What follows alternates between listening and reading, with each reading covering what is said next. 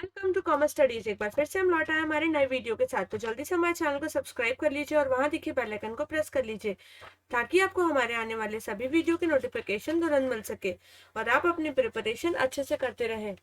हम यहाँ पर लेकर आए हैं बीकॉम सेमेस्टर 1 से लेकर एमकॉम सेमेस्टर 4 तक के क्रैश कोर्सेज। आप अपने अपने सेमेस्टर के प्लेलिस्ट को ज्वाइन कर लीजिए और अपनी प्रिपरेशन हमारे साथ साथ करते रहिए। आज हम कंटिन्यू करेंगे MCom semester 3 financial accounting and auditing का क्वेश्चन नंबर 11, जिसके अंदर चैप्टर होगा हमारा accounting for merger and amalgamation. इसके साथ ही अगर अभी तक आपने हमारा टेलीग्राम चैनल ज्वाइन नहीं किया है तो उसे अभी ज्वाइन कर ले ताकि आपको पीडीएफ्स एंड सॉल्यूशंस वगैरह वहां पर इजीली अवेलेबल हो जाए। इसके साथ ही अगर आप हमारे स्पेशल क्लासेस ज्वाइन करना चाहते हैं तो दिए गए ईमेल आईडी और नंबर पर हमें कांटेक्ट जरूर कर सकते हैं। तो चलिए शुरू करते हैं। Question number 11, A and B Limited were amalgamated, a new company C Limited। ए और बी लिमिटेड है वो दोनों मर्ज हो रहे हैं और तीसरी कंपनी बन रही है सी लिमिटेड। बैलेंस शीट दिया हुआ है ए लिमिटेड बी लिमिटेड का ओपनिंग एंड क्लोजिंग, जिसके अंदर हमें फाइंड करना है purchase consideration for both the companies and prepare new balance sheet of C. यहाँ पर इक्विटी दिया है, जनरल रिजर्व, डिबेंचर्स है। अब यहाँ पर सन्ड्री एसेट्स, यहाँ इन्वेस्टमेंट दिया हुआ है 240 शेयर्स बी के खरीदे हुए हैं ए ने और 480 शेयर्स ए के खरीदे हुए बी ने, यानी दोनों ने एक दूसरे के शेयर्स खरीद रखे हैं और इन दोनों को कैंसिल करके न्यू कंपनी का इशू करना है। तो इसके अंदर सबसे पहले हम क्या करेंगे वो स्टेप बाय स्टेप देखते जाते हैं। सबसे पहले हम फाइंड करेंगे net assets excluding inter company holding, यानी इंटर कंपनी होल्डिंग को छोड़कर जितने भी नेट एसेट्स है सबसे पहले हम उसे कैलकुलेट कर लेंगे। तो एसेट्स में आ गया है 184,800 एंड 105,600। तो 184,800 एंड 105,600। देन सन्ड्री एसेट्स आ गया यहाँ पर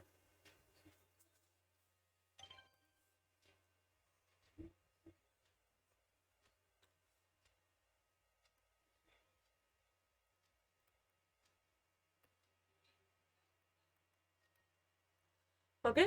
इसके बाद लाइबिलिटीज के अंदर क्या है तो सिर्फ डिबेंचर है 48 एंड 36।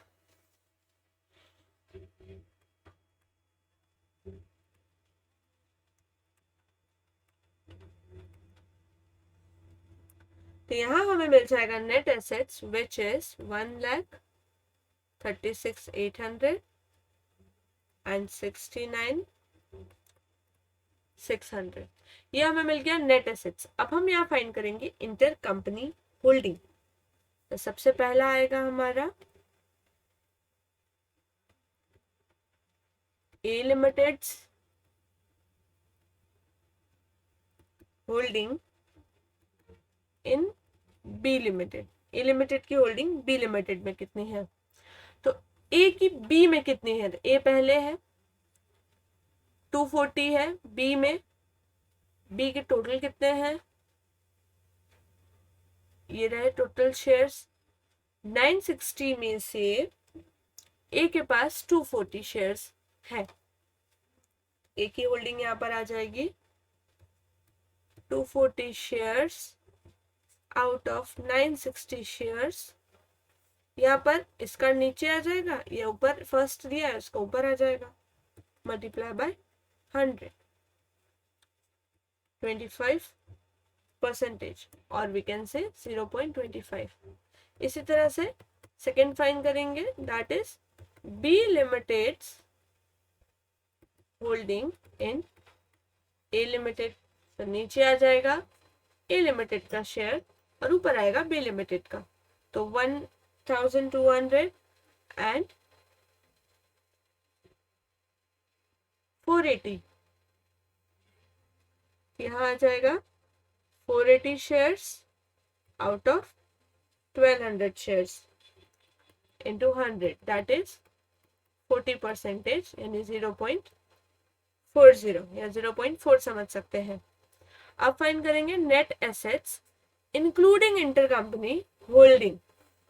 इसके अंदर बेसिकली हमें करना क्या है, स्टेप 1 प्लस स्टेप 2। ये था हमारा स्टेप 1, ये था हमारा स्टेप 2। अब यहाँ आ जाएगा suppose net assets of A Limited are A and net assets of B Limited are B, and net assets of B Limited are B. तो ए है वो नेट एसेट्स है ए का।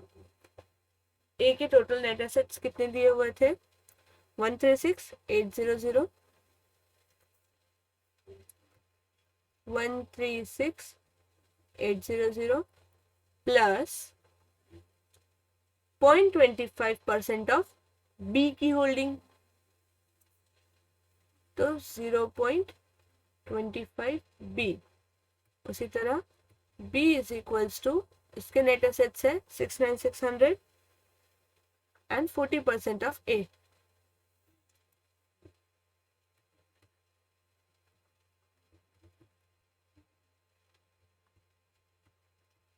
.4 of A।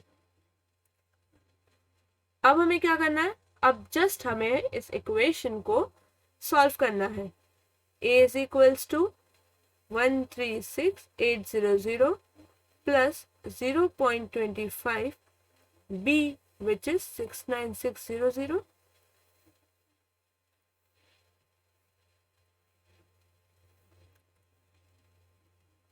plus 0.4 A. A is equals to 1,36,800 plus 0.25 into 69,600, ये हो जाएगा 174,000 plus 0.25 into 0.4 0.1 A। Next A is equals to इन दोनों का एडिशन कर देंगे, that will be 154,200 plus 0.1 A। इसको इधर माइनस कर देंगे, ये एक A है यानी 1A minus 0.1 A is equals to 154,200। ये हो जाएगा 0.9 A is equals to 154,200 divided by 0.9। A is equals to 171,333,333, ये हमें मिल गया A की value. Now put value of A in equation 2। क्या है इक्वेशन 2? तो B is equals to 69,600 plus 0.4 A। यहाँ हमने लिया फर्स्ट इक्वेशन, सबसे पहले फर्स्ट से शुरू किया, तो सेकंड हो गया ये वाला। A की वैल्यू हमें मिल चुकी है, अब हमें B की वैल्यू फाइंड करनी है। तो 69,600 plus 0.4 into 171,333 69,600 plus 68533, that will be B is equals to 138133। ठीक है, तो यहाँ आ गया A is equals to 171,333 and B की वैल्यू आ गई 138,133।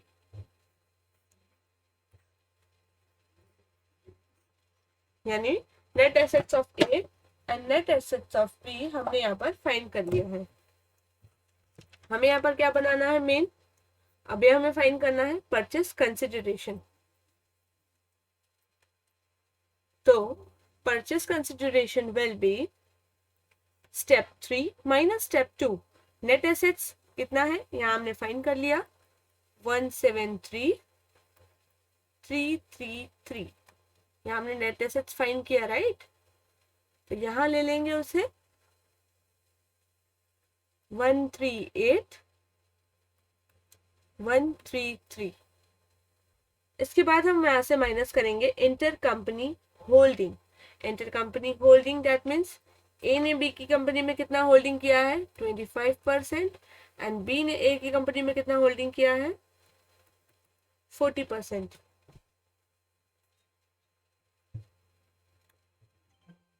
तो ए की holding, A limited holding in B limited,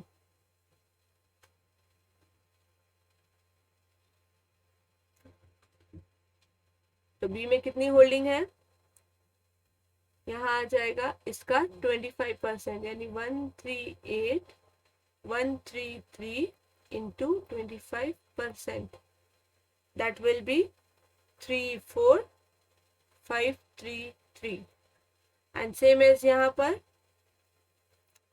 171,333 into 40%, that will be 68,533। इन दोनों को ऐड करेंगे तो हमें मिल जाएगा हमारा purchase consideration which is 102800 and 103600।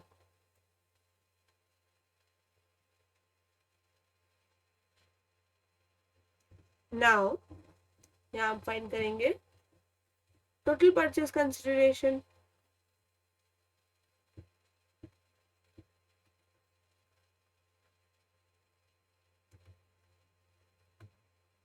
जब ए का बिजनेस परचेस किया तो उसे पे किया है हमने 102800 and 103600 payable to B Limited 103600, total 206400। ये टोटल परचेस कंसिडरेशन हमने यहाँ पर पे किया है। अब हम लेंगे यहाँ पर balance sheet of A B limited और वी कैन सी यहाँ पर सी लिमिटेड। तो इक्विटी शेयर कैपिटल यहाँ ऑलरेडी कितना दिया है वो दोनों ही टोटल कर लेंगे।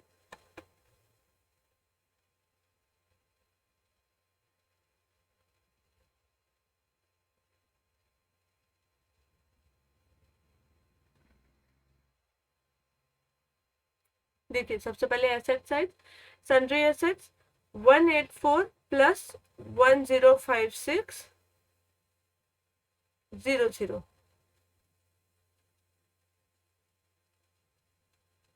तो sundry assets will be 184,800 plus 105600। ये आ गया यहाँ पर टोटल अमाउंट। यहाँ पर ए और बी लिमिटेड के अलग अकाउंट्स नहीं बनेंगे, यहाँ थोड़ी सी मिस्टेक है वो मैं चेंज कर देती हूँ।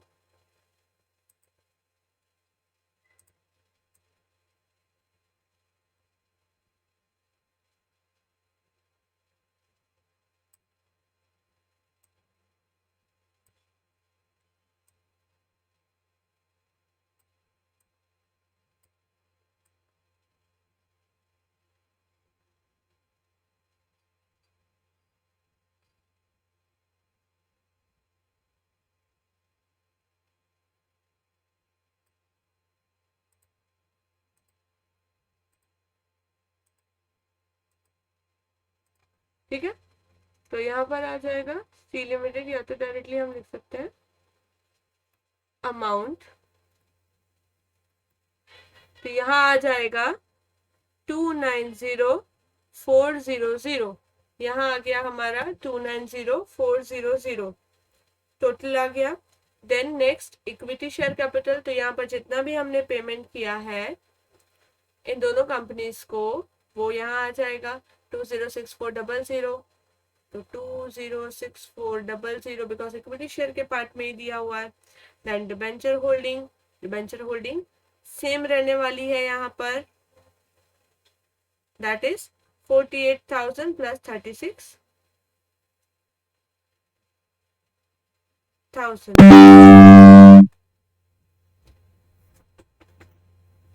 तो यहाँ हम ले लेंगे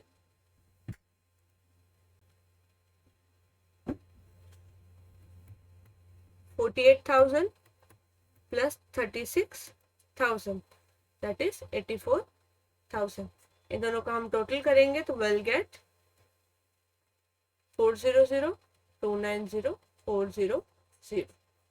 ये यहाँ पर हमने बैलेंस शीट बना लिया है सी लिमिटेड का, एंड परचेज कंसिडरेशन भी हमने फाइन कर ली है जब इंटर कंपनी होल्डिंग यहाँ पर था।